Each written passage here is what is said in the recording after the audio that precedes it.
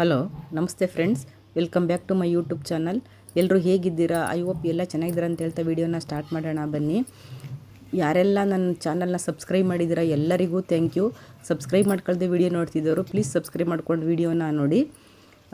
ನಾನು ಬೆಳಿಗ್ಗೆ ಹಾಲಿಂದು ಏನು ಕೆಲಸ ಇರುತ್ತೆ ಎಲ್ಲ ಇನ್ ಡೀಟೇಲ್ಡಾಗಿ ನಾನು ಅಪ್ಲೋಡ್ ಮಾಡಿದ್ದೀನಿ ಬೆಳಿಗ್ಗಿಂದು. ಮತ್ತು ಈವ್ನಿಂಗ್ದು ಹಸುಗಳನ್ನೆಲ್ಲ ಕರ್ಕೊಬಂದು ಬೂಸ ಇಟ್ಟು ಡೈರಿಗೆ ಹಾಲು ತೊಗೊಂಡೋಗೋದನ್ನು ನಾನು ಅಪ್ಲೋಡ್ ಮಾಡಿದ್ದೀನಿ.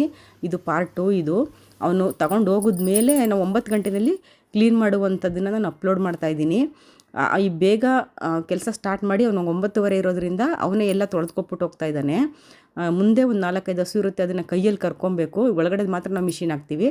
ಅದನ್ನು ಕರ್ಕೊಂಡು ಮುಂದೆ ಇರೋ ಹಸುಗಳದೆಲ್ಲ ಹಾಲು ಕರ್ಕೊಂಡು ಬೂಸದ ಬಕೆಟೆಲ್ಲ ತೊಳೆದು ಕೊಟ್ಟಿಗೆ ಎಲ್ಲ ಅವನು ಕ್ಲೀನ್ ಮಾಡಿಬಿಟ್ಟು ಹುಲ್ಲು ಹಾಕ್ಕೊಟ್ಬಿಟ್ಟು ಹೋಗ್ತಾನೆ. ಕಮೆಂಟಲ್ಲಿ ಕೇಳಿದ್ದೀರಾ, ನೀವು ಡೈಲಿ ಎಷ್ಟು ಲೀಟ್ರ್ ಹಾಲು ಹಾಕ್ತೀರಾ, ಇನ್ಕಮ್ ಎಷ್ಟು, ಖರ್ಚೆಷ್ಟು, ನಿಮಗೆ ಆದಾಯ ಎಷ್ಟು ಸಿಗುತ್ತೆ ಅನ್ನೋದನ್ನು ನೀವು ಕೇಳಿದ್ದೀರಾ. ಅದನ್ನು ನಾನು ಮುಂದಿನ ವೀಡಿಯೋದಲ್ಲಿ ಇನ್ ಡೀಟೇಲ್ಡಾಗಿ ನಾನು ತಿಳಿಸ್ತೀನಿ.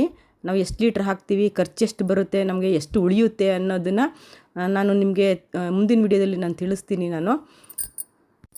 ನಾವು ಹಸು ಸಾಕೋರು ವರ್ಷವಿಡೀ ನಮಗೆ ಅದರಿಂದ ತಿಂಗಳು ಆದಾಯ ಬರೋ ಥರ ನಾವು ಅದನ್ನು ಸಾಕಬೇಕದು ಸೈಕಲ್ ರೀತಿ. ತೆನೆ ಆಗಬೇಕು, ಸ್ವಲ್ಪ ಹಾಲು ಕೊಡಬೇಕು, ಸ್ವಲ್ಪ ಅದು ಈಟಿಗೆ ಬರಬೇಕು. ಈ ಥರ ನಾವು ಒಂದು ವರ್ಷವಿಡೀ ಇರೋ ಥರ ನಾವು ಮಾಡಿಕೊಂಡು ಹೈನುಗಾರಿಕೆ ಮಾಡಬೇಕು. ಆವಾಗ ನಮಗೆ ಅದು ಹಾಲಿಗೆ ನಮಗೆ ಏನು ಪ್ರಾಬ್ಲಮ್ ಆಗೋಲ್ಲ. ಅದು ಮಂತ್ಲಿ ನಮ್ಗೆ ಇನ್ಕಮ್ ಎಷ್ಟು ಬರುತ್ತೆ ಅದು ನಮ್ಗೆ ಕರೆಕ್ಟಾಗಿ ಬರ್ತಾ ಇರುತ್ತೆ. ಒಂದು ಸ್ವಲ್ಪ ಹುಷಾರು ತಪ್ಪದೆ ಒಂಚೂರು ವೇರಿ ಆಗ್ಬೋದು ಅಷ್ಟೇ. ಅದು ಬಿಟ್ಟರೆ ನಮಗೆ ವರ್ಷವಿಡೀ ನಮಗೆ ಹಾಲು ಸಿಗಬೇಕು ಮತ್ತು ನಮ್ಗೆ ಆದಾಯ ಸಿಗಬೇಕು. ಆ ಥರ ನಾವು ಮಾಡ್ಕೊಂಡಿರೋದು. ನಮಗೆ ಹಾಲಿಗೆ ಯಾವುದೇ ರೀತಿ ನಾವು ಬೇರೆಯವ್ರ ಹತ್ರ ಹಾಲು ತೊಗೊಳ್ಳಲ್ಲ, ಬೇರೆಯವರೇ ಬಂದು ನಮ್ಮ ಹತ್ರ ತಗೋತಾರೆ. ನಾವು ಆ ಥರ ಹಸುಗಳನ್ನ ನಾವು ಮೇಂಟೈನ್ ಮಾಡ್ತಾಯಿದ್ದೀವಿ. ನಮಗೆ ವರ್ಷವಿಡೀ ನಾವು ಬೇರೆಯವ್ರ ಹತ್ರ ಯಾವುದೇ ರೀತಿ ಹಾಲು ತೊಗೊಳ್ಳಲ್ಲ. ನಮ್ಮದೇ ಹಾಲು ಕರೆಕ್ಟಾಗಿ ಬರುತ್ತೆ, ನಮ್ಮ ಹಸುದೇನೆ.